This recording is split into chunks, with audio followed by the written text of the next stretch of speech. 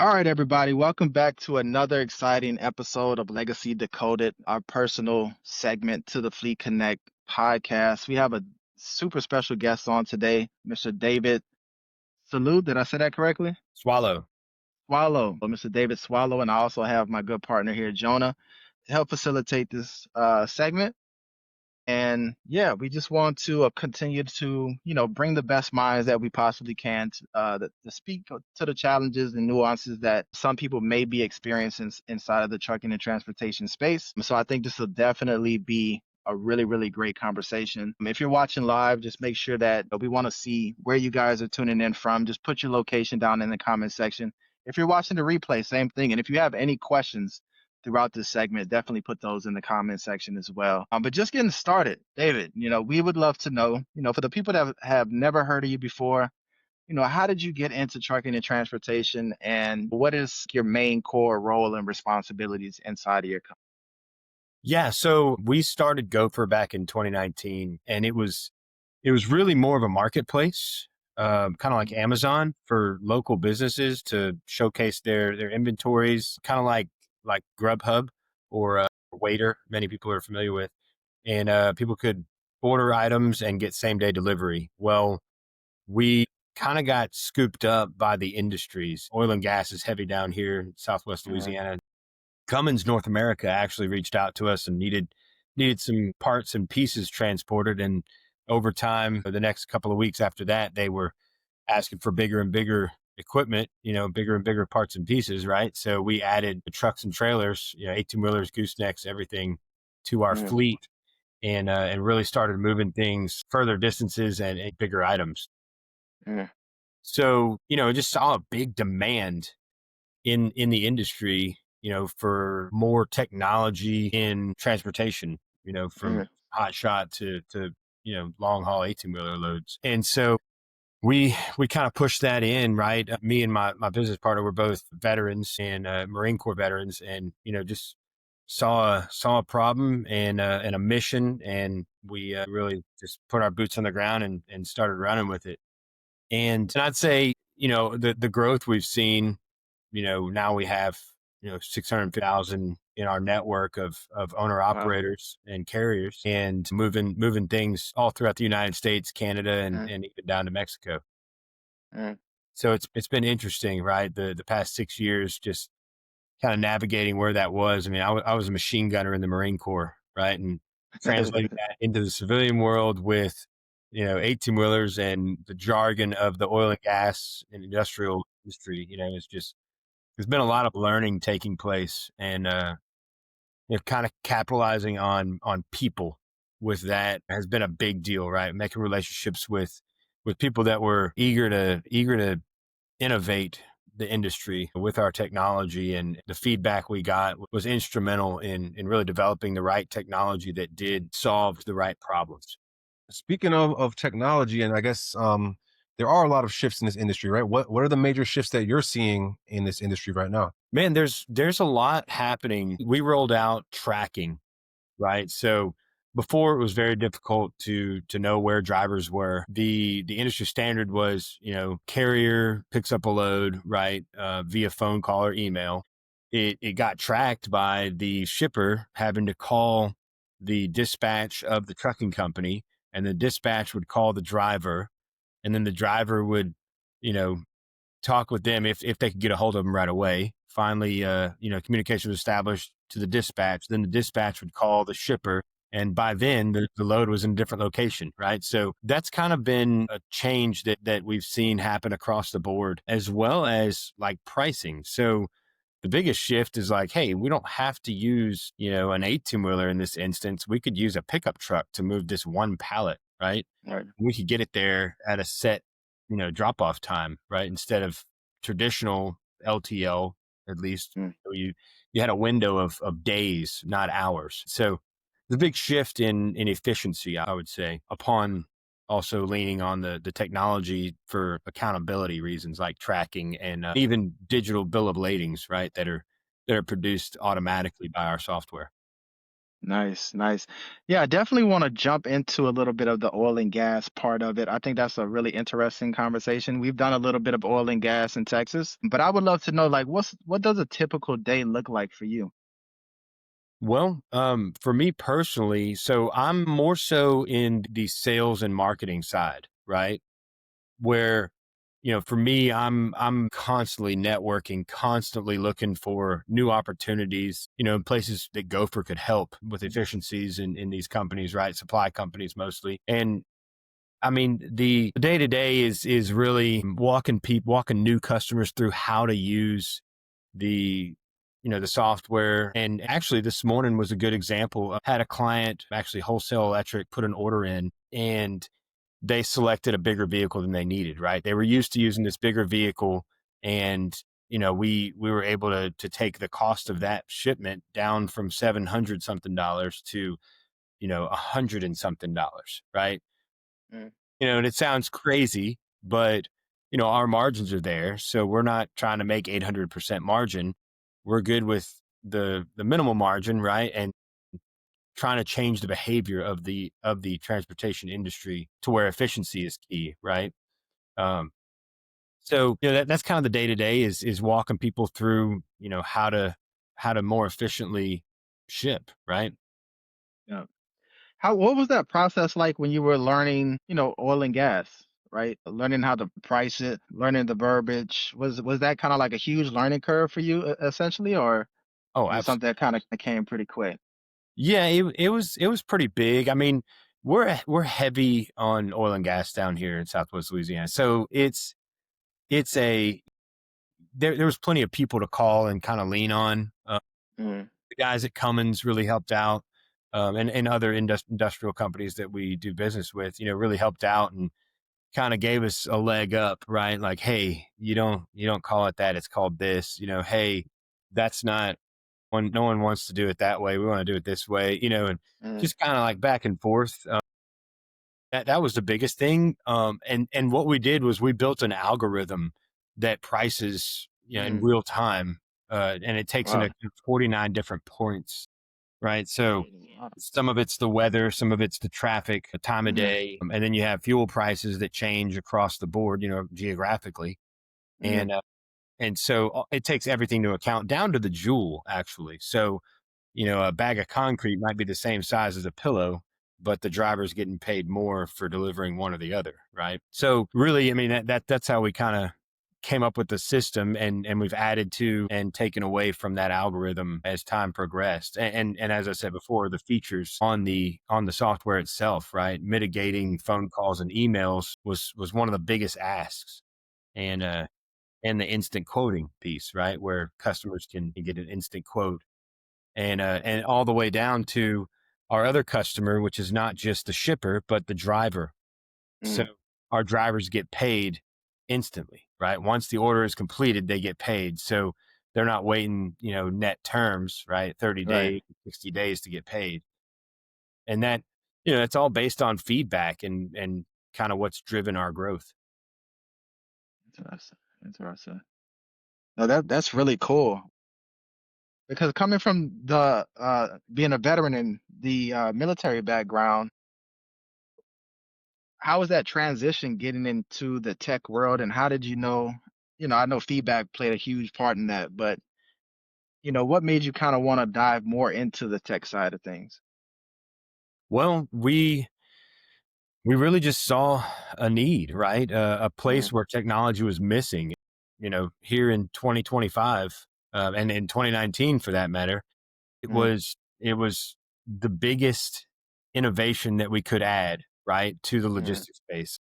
And it was during a time where, you know, uh, down here we had Waiter start in Lake Charles, and watching how that transformed into a viable business, and kind of created its own industry. And and seeing Uber and Lyft do their thing, it was like, okay, so last mile, or transportation of goods hasn't been mm. touched really by this new technology movement. And so and once we opened those doors, there was no turning back. It really did, expound on the need for technology in the industries in a whole new way. Gotcha. Okay. Yeah, just given the trends that we spoke about, and even the implementation of this new tech in this industry, how has it impacted your business and your growth? Well, I mean, with technology, we've been able to scale to where we are today. You know, we were heavy on the employees right at the start. We had almost 40 employees building out software procedures and and data entry and computer coding and everything. And what the technology has done, we are now at 5 employees, full-time Mm, employees running the show. You know, and all of our drivers are owner operators, contractors. So I mean, 5 full-time employees doing the work of, I would say, probably 100 men, right? 100 people, mm. right? And it's been the biggest shift for us, just being able to lean on that. I mean, with AI coming into the picture, which we use heavily, I mean, wow, if we'd had AI like we do now in 2019, there's no telling what would have happened. That's an interesting piece. I mean, that's been a huge topic of conversation in like the last week with just us and a lot of the people that we've been speaking with. How are you guys best using AI right now? And where do you see it kind of, I know it's kind of hard to predict what the future of AI looks like, but where do you see it kind of being best used inside of trucking and transportation? So we are using AI in a multitude of different places. The biggest probably being where you can snap a photo in our app. Actually, you can snap a photo of an item and the AI recognizes what it is and gets the weight and dimensions from the World Wide Web, right, like AI does. Mm, And we're able to kind of help the shipper find the means that they need to be more efficient through that, right? mm, And you can also type in what the item is and it'll run through AI and just kind of helps, right? And we've got other software features that are coming out. One of them is really cool. It's called GoPilot. And the basis of that is that the driver can take a photo of a load that's strapped down and it runs through and makes sure that that is up to standards. It's strapped down up to standards in the safest and most efficient way possible. mm. And it gives the peace of mind to everyone involved, the shipper, the carrier, and the recipient. Nice. What do you feel is working really well for you guys right now? And what's kind of been, I guess, like the most frustrating? Um, I think working really well. I mean, I'd say our software is definitely performing up to par, right? Mm, Um, and the ones that are adopting it have been thrilled with it, right? They've also been part of the experimentation, right? And mm, that's kind of what comes in with the biggest problem has been adaptation, right? The changing of the right, behavior. correct. Many shippers have their favorite, hot shot or their favorite, 18-wheeler company, and then Mm, they got them on speed dial, right? So trying to break that habit and really move in, not to necessarily take the place of who they're using currently, mhm, but to bring them into the fold of GOPHR so that they can continue using the same trucking company or the same hotshot driver, but doing it through GOPHR so that everybody wins. They get the accountability that they need. They get the digital documentation that they need. They get the tracking that they need. And the mm, driver gets instant pay and also an app that assists them, right? The GOPHR driver app helps them, navigate to their load. It helps them to directly contact the shipper to find out maybe it's what gate they need to go through or any changes in the delivery. mm. But that's probably the biggest changes we've seen in that area. Well, I want to have a Yeah, follow-up gotcha. question to Kalei's question, right? Because you mentioned some metrics, tracking stuff. What metrics are you most focused on improving right now? I would say, as far Yeah. as metrics go, I mean the amount of orders generating outside of the I-10 corridor, right? That's a big deal. As we've grown, we started here in Lake Charles, slow, steady growth. Trying to maintain our bearing, right? We Mm, moved along the I-10 corridor into Beaumont, Oh, into nice. Houston, and going west into Lafayette and Baton Rouge. So but just that mm, order volume and not mm, necessarily order volume from the existing merchants, but the metric is really order volume from new Mm, merchants, right? It's trying to drive mm. that nice. metric up. Well, cool, man. I mean, because it sounds like a really great product. I have not seen it, but it sounds like anybody who had a chance to actually use it would definitely benefit from it. And I'm excited to actually have some people test this out. If you had to kind of guess, or not really guess, but just where do you guys kind of see some of the challenges inside the industry? What are you seeing as far as challenges, on the carrier side or maybe the shipper side, especially with economic times like this? What are some of those challenges you've been noticing? Well, I mean, I think the challenge is really not really a challenge. So the biggest thing is people are looking for work and people are looking for side gigs. We Mm, have a lot of drivers that have a truck and trailer that will pick up a load on the side on their day off, whatever it may be. mm, I mean, the challenge is reaching them, right? I mean, we just recently started with a marketing company, right? We hired a marketing firm. I mean, that's been the challenge is getting the word out. We're all real excited about seeing what you do, right? We're a little scared too because making sure that we can source everything and make sure that every load has a driver, right? mm. But like I said, there's been, I mean, we're up like 400 or 500% on new Oh, drivers nice. coming in. So we're, I guess the challenge now is making sure there's enough loads to keep them happy. That's a good problem to have. That is brilliant. Is it more? Yeah, for sure. Definitely a good problem. Is it more content marketing? Is it like outreach? Is it paid advertising? What's kind of like the main strategy? Yeah, so right now we're kind of testing out the social media piece. I think our first posts haven't even gone out yet. I think they're going out next week. So we're kind of staying tuned for that.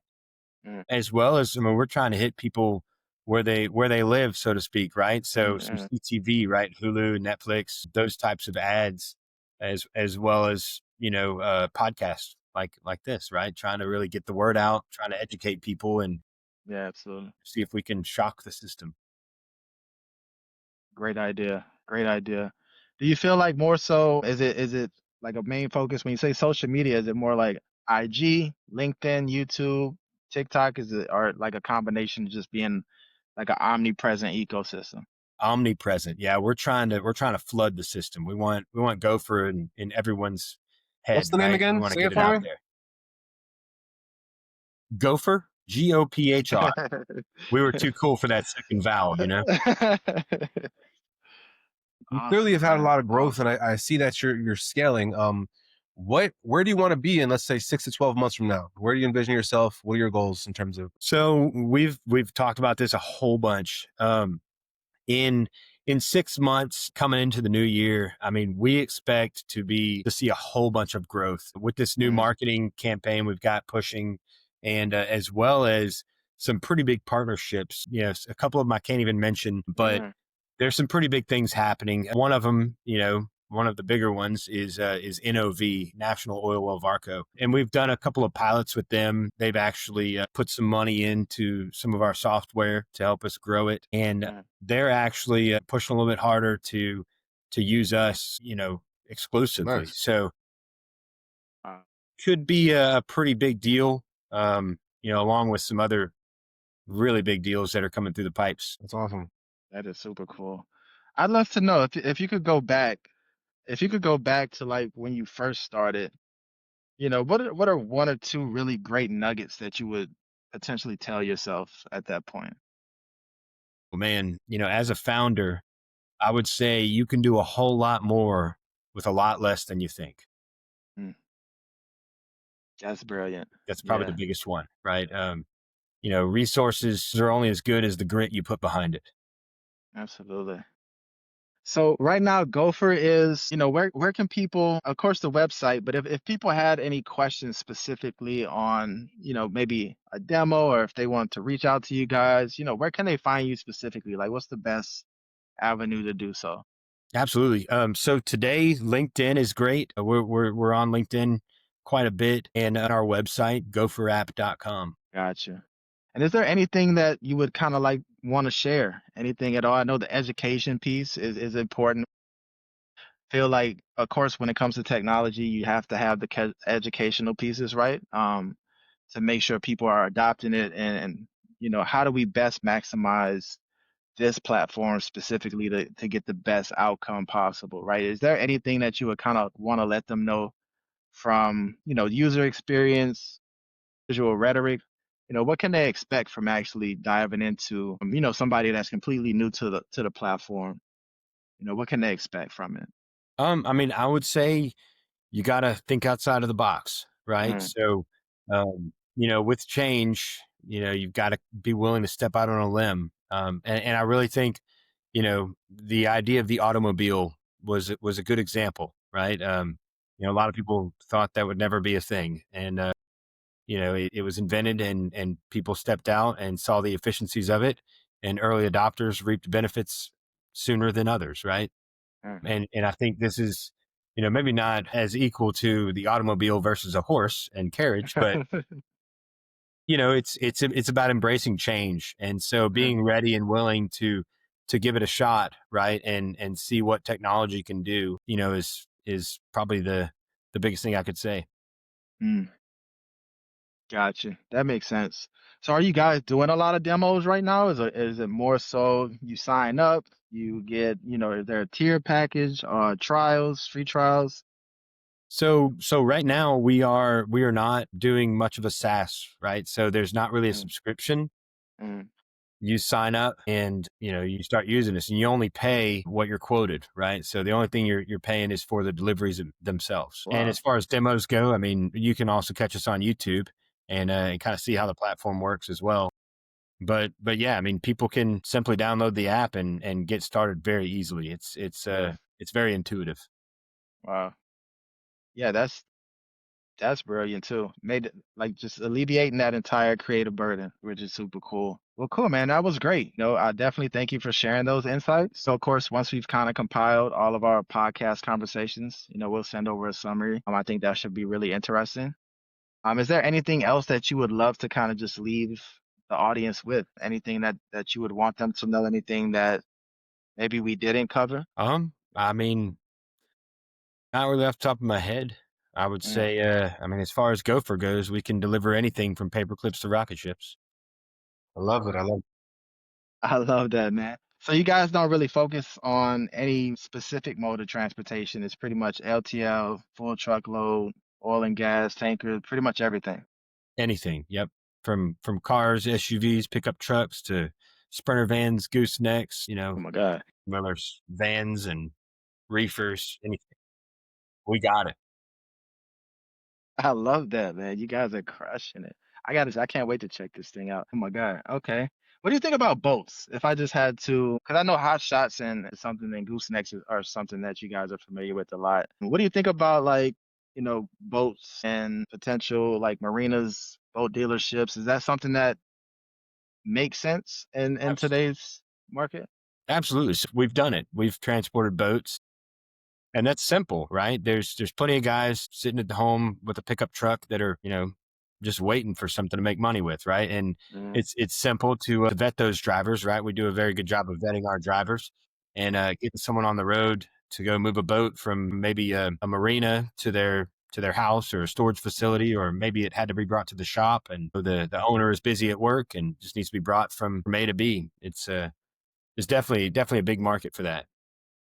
no, 100%. And I know you guys started with a huge team initially and kind of downsized a little bit. Was that a difficult decision at the time as far as just letting people go from a leadership standpoint?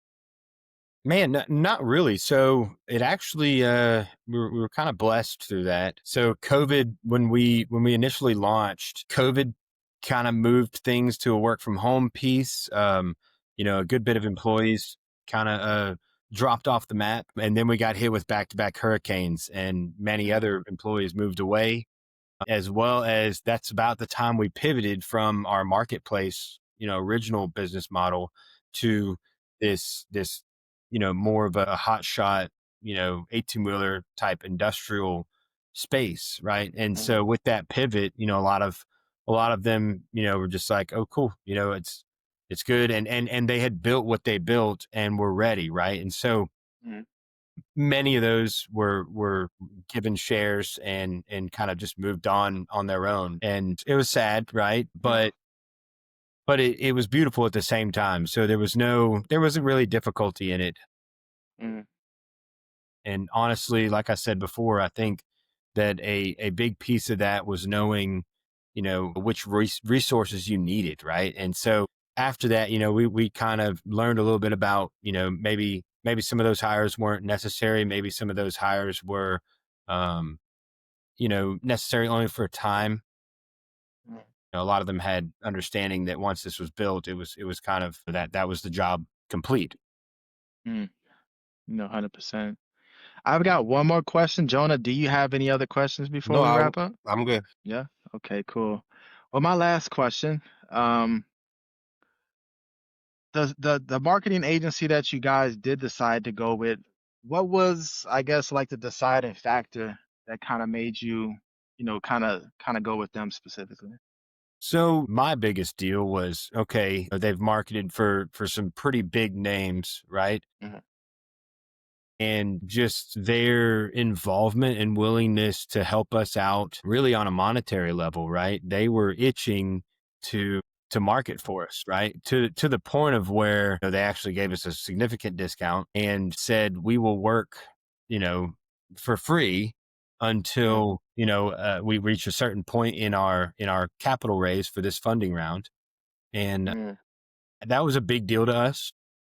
Just they're willing to really, I mean, they kind of wouldn't take no for an answer. They were like, hey, look, we're going to do this for free, and if y'all make it big and y'all hit this milestone, then this is how much you owe us. And it's, half price basically. mm, And so almost no strings attached. Like, hey, let's build this company. If it's huge, we get paid and everybody's happy, whatever happens. Right. mm, So that was a big deal, but really the biggest, like I said, the biggest factor was who they had represented before and mm. just seeing the success there. Nice. I guess I do have another question. What does success in a marketing campaign for you guys kind of look like? The biggest thing is brand awareness. Having so much awareness that people approach us more, right? Mm, We have a good bit of Google, SEO, mm, right? There's awareness there, but not at a level that's really quantifiable. So, I mean, just seeing, that seeing customers come to us is probably the big measure, right? gotcha. So kind of more inbound. Yes. Gotcha. 100%. Man, I really enjoyed this conversation. Thank you so much for joining us. Again, if you're watching this live, if you have any questions, if you're watching the replay, put this down in the comment section. Definitely check out GOPHR. Just from these insights, I already know that this platform is doing way more than a lot of platforms just from having this conversation. I know you guys are going to crush it. So again, David, thank you for joining us today. I really appreciate your time. Absolutely. Thanks Mr. for David having me. Swallow from Gopher. Absolutely. Excellent. I really appreciate the insight. It was super interesting. So thank you again as well. Thank y'all. We'll see you soon.